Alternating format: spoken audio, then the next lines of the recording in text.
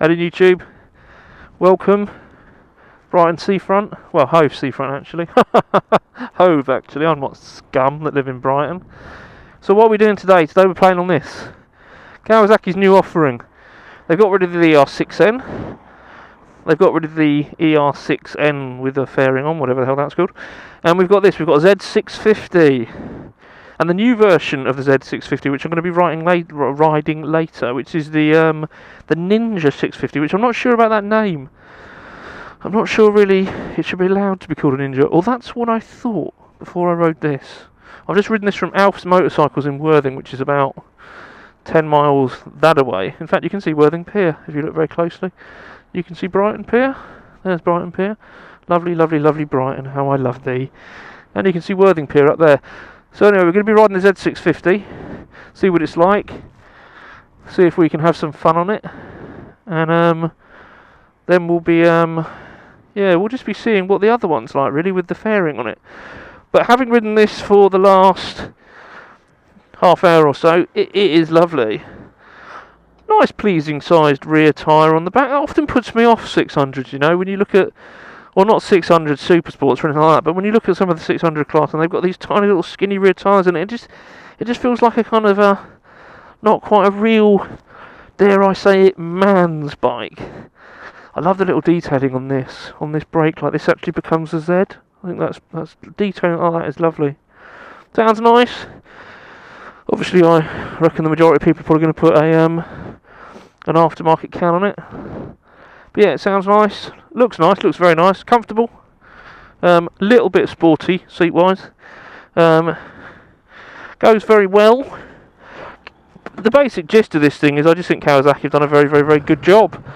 I think they have, I think they've done exactly what they, I think they've done exactly what they wanted to do, really. They have bitten the arse of the MT-07, and let's be honest, the MT-07 is the bike to kind of, you know, topple off. Suzuki's SV650, well, I don't really know what they've done there. Suzuki have kind of remade the bike that they've made for the last however many years they've made it. What is it, 1995 was the start of the SV650, something like that? So a bike that's been going for the last, 20 years, they've had the, over 20 years, they've had the opportunity to redo it. And from what I can see, they haven't really. I mean, it's got good reviews, and by good reviews I mean it's got reviews which have said, this is a fine bike, this is a good bike. It feels, a lot of the reviews I'm reading about the SV650 are saying things like, it feels like the old SV650, which is a good thing. Now, of course, that is a good thing. But what Suzuki could have done, and what they've missed a trick on, is making a completely new motorcycle, which is absolutely fantastic. That's what they should have done. That's what Yamaha did. Why do they not? I mean, look at the MT range with Yamaha. It has literally destroyed the competition. And what is that competition? That competition is this. That competition is the SV. I mean, the Honda 650 is kind of, it's in a slightly different ballpark, really, because the Honda CB 650, whatever it's called, never really did justice to the CBR 650, did it? Let's be honest, it just didn't. It didn't topple it. It never could. It was such a good bike to start with, and they had a lot to do, and they didn't do it. Let's be honest. The reviews for the, I don't even know what it's called. Is it a CB 650? The kind of slightly sports tourer-y looking bike that they brought out. But anyway, whatever that's called, whatever that is. So anyway, what is Kawasaki and who are Kawasaki competing with? They're competing with an SV650, they're competing with the MT-07. You might argue that they could even be competing with the CB500 range, the CB500X, the kind of the Tourer one, or the CB500F, or the CB500R, whatever. If people are looking for commuters, then that is a fantastic commuter bike. I think this is almost a bit too nice to be a commuter bike, if I'm honest. I know that Kawasaki are going to sell these in the thousands for people that are going to be using them to go to and from work and as a second bike, but but they're such a lovely bike, you know. They're such a planted, such a solid feeling. They're just such a good bike, and just so easy to ride. Just so easy to ride. So I just feel like these are almost too good. This is a weekend scratcher. This is a you know what? This is a great first bike, and I don't mean that as in your first ever bike. It's a great one of them as well, but I mean as in your first choice bike. I'm not talking about people that have got a Ducati Panigale and they want one of these for just sort of dicking around on. I mean, this is a great first bike. Absolutely fantastic. You will not go wrong with this thing. It would do everything you want it to do, and it'll do it with ease. I would happily tour up to Scotland on this.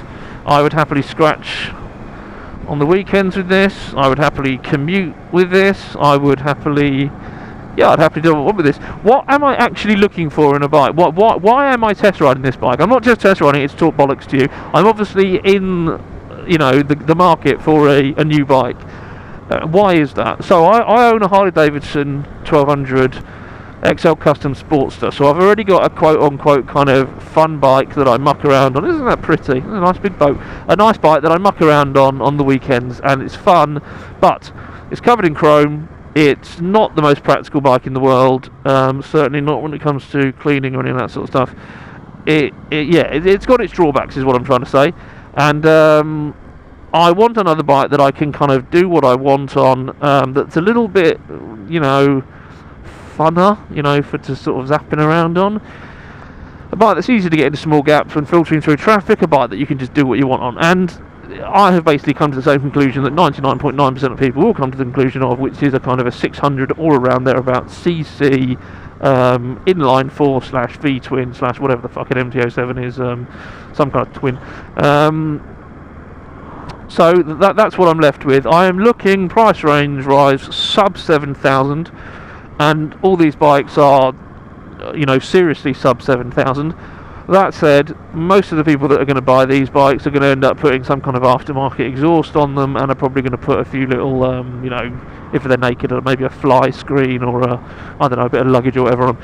So once you've actually totaled that all up, you're kind of looking at somewhere around the £6,500 to £7,000 market. And I think that actually for the money, Kawasaki's Z650 that I'm on at the moment is a great bike. 6,000. I don't want to get this wrong. £6,095. It's basically 6,100 quid on the road. Obviously, insurance is going to be cheap.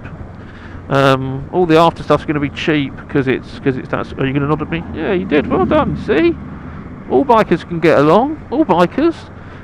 Commuters can nod at Harley Davidsons, and Harley Davidsons can nod at sports bikes, and sports bikes can nod at 125s, and we're all one big family. As long as you're on two wheels, you're winning and all that. Sorry, what were my ramblings about? What was I saying? Yeah, so it's going to cost you somewhere sort of sub £7,000 all in. I do like that view. By the way, it always annoys me, isn't it? A little boat coming in over there.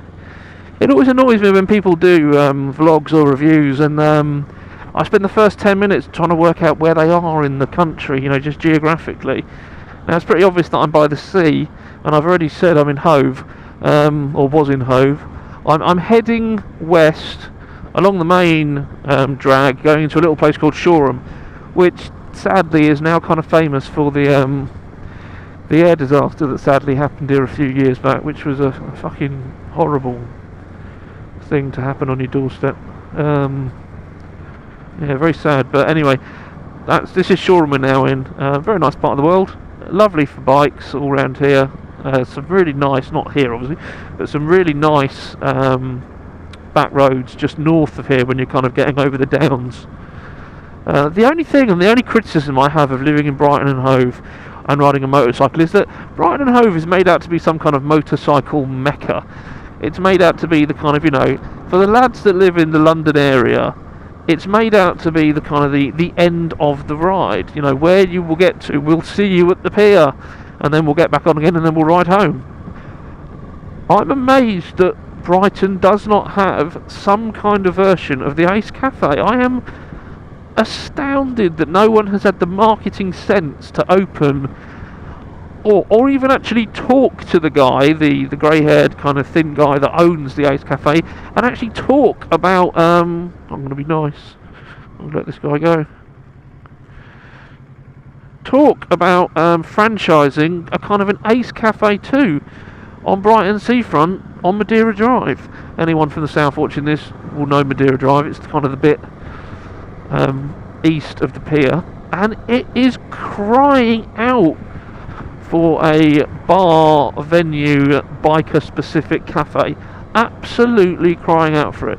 Now I know that Brighton and Hove Council might not be crying out for it. The last thing they probably want is a load of kind of like, 17-year-olds on their 125s on a Friday night doing donuts around and all that kind of stuff. But let's be honest, it would be such a good thing. Just missed the lights there by talking. Oh, and there's the first stall.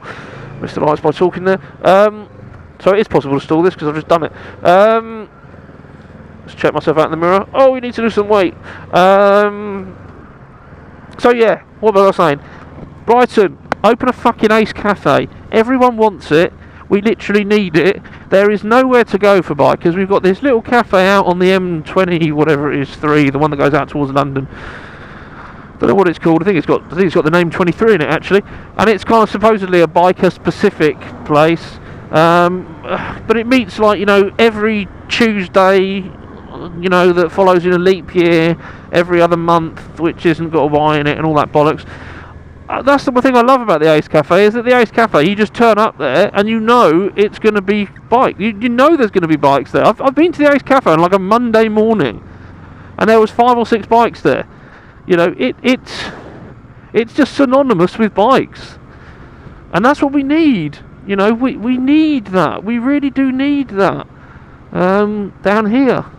And I do actually feel, if I'm going to get into a little bit of a moan about this, this review has now turned into an actual kind of a rant about why they're not more biking. You just do your fucking work there while you're driving along, you prick. Fucking fat wanker. This review has turned into a little bit of a rant now. But we need something like that, and we also need to be represented in the bike mags. I've noticed that bike magazines, first of all, they seem to all be based in Peterborough for some reason. So they do lots of rides around Peterborough. Well, that's fair enough. That's their geography. That's where they're from. That's fine. But the second thing is that we need to be represented below London. All your great rides, blah, blah, blah, all go to London, not below London. So please represent us. That would be really good. That would be wonderful, in fact. But anyway, I'm going to leave this here and just sum up by saying the Kawasaki Z650 is a fantastic bike, a really fantastic bike. It rides like a dream.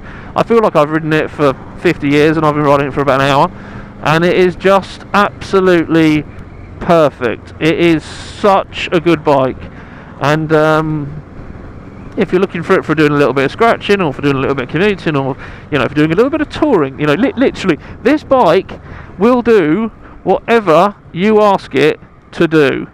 It's as simple as that. That's what it'll do. It'll do whatever you point it at and pull the throttle about. It'll even stall at a main junction in Shoreham, embarrassingly, while doing a review. It will even do that for you. So, yeah, I rate it. I really rate it. But anyway, I'll leave it there. Ta-ra!